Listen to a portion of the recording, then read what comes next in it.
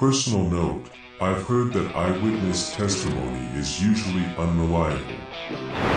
It doesn't matter how strong an experience is imprinted on the mind, memories tend to be less accurate than we think. For my sake, I hope that is the case for me. As a Christian, I'm ashamed to admit that my faith has been affected. I haven't told anyone about my experience, but I have to share it with someone.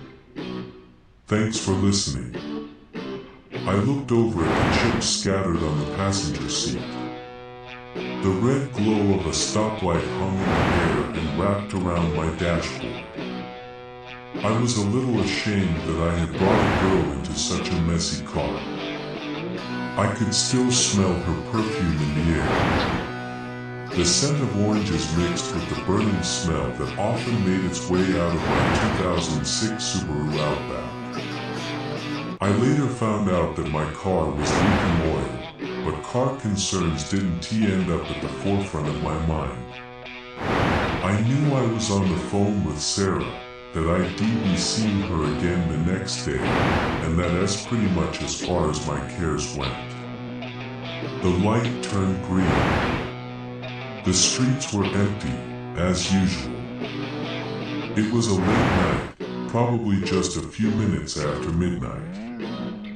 I would always make a point to drive a little cautiously at night, because a few months before some idiot ran a stop sign and totaled my car when I was driving home from work. Plus, something about driving at night feels so exposed to me.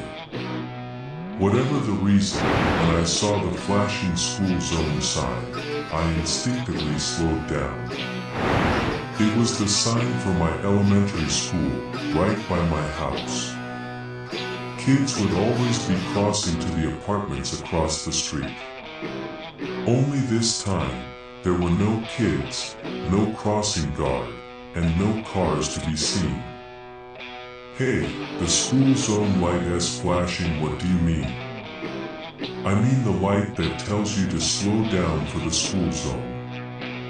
It's turned on. No, I mean, why is it on?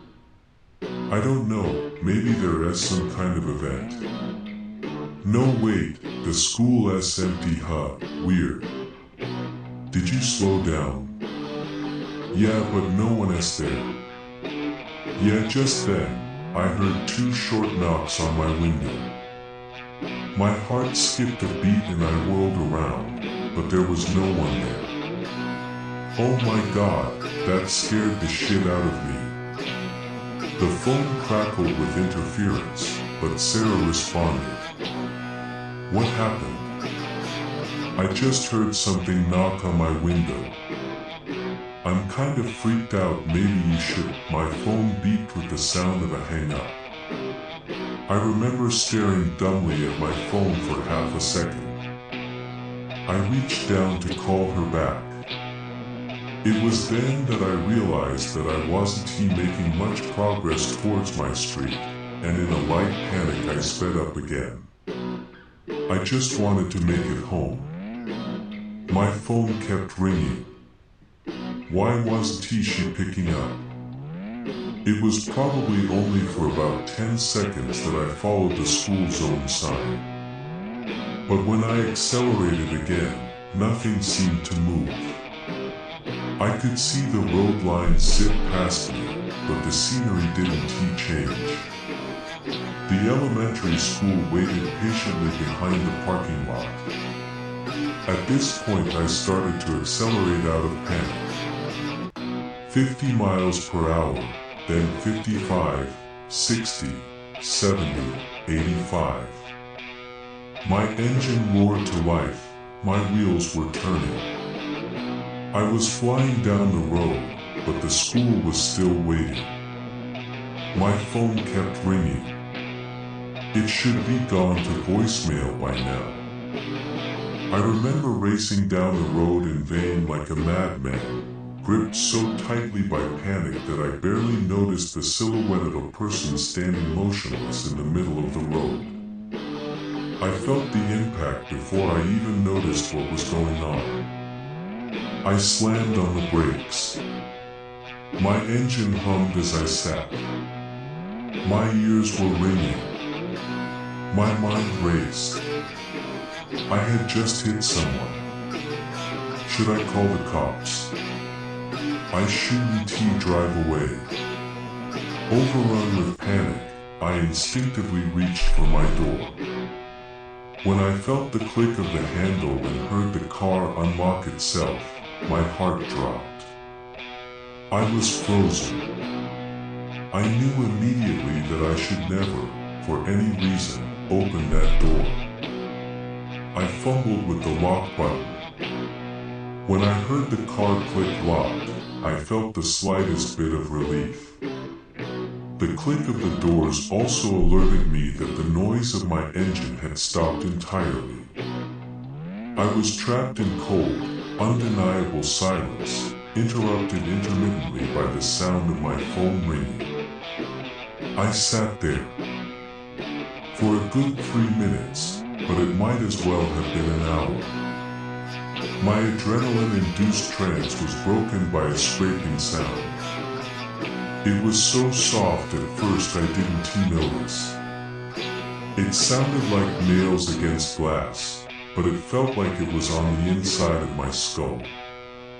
When I finally perceived the noise, I caught a glimpse of a dark shape moving in the rearview mirror. Thin, disjointed arms flailed like a rag doll against my back window, smearing itself desperately onto the smooth glass.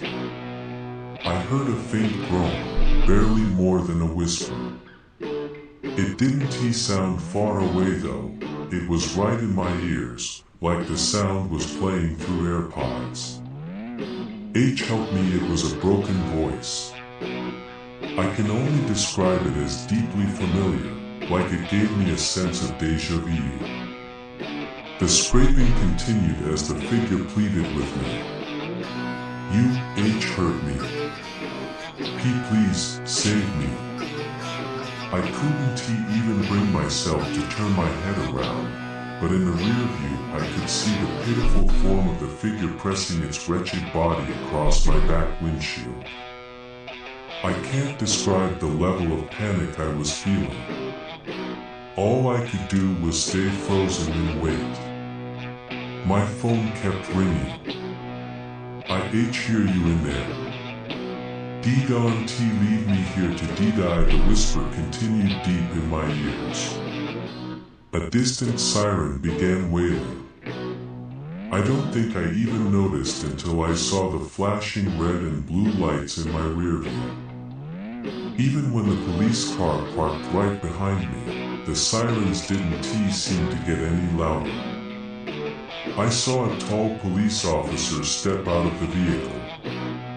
The distant siren continued for a few seconds after the officer left the car, like a poorly edited sound effect in a low-budget movie. I tried to rationalize my situation. I had just been speeding, and I hit someone, and now the police were here. I was probably going to go to jail. I was snapped back into reality by 2 sharp knocks on my window. I couldn't make out what the officer looked like. The fog of darkness was too thick to see any details. I reached over to roll down my window, but then stopped. Something deep in my gut prevented me from rolling down the window. Please step out of the vehicle, the man spoke briskly. Again, the voice sounded like it was coming from my ears. He began knocking again, this time faster and louder. Please exit the vehicle. Do not make me use force. You are required by law to exit the vehicle. The man spoke in the same way as before, just much louder, like someone had just turned up the volume on a microphone. I covered my ears, trying to block out the sound, but the yelling and the knocking just kept getting louder and louder. Pain shot through my head as the sound kept growing and growing. Stop. Please make it stop. I screamed from the bottom of my chest. Make what stop? Asked Sarah, confused. Are you feeling okay? I blinked. The call had come through. Wait. Give me a second, the officer and the figure were gone. I took the keys out of the ignition, then started the car again. A car honked as it swerved around me. I put the car in drive, and the road moved like normal again. I'm fine, I said. Why do you hang up? Asked Sarah. I babbled something about being pulled over. You mean you got pulled over earlier? No, I mean just now.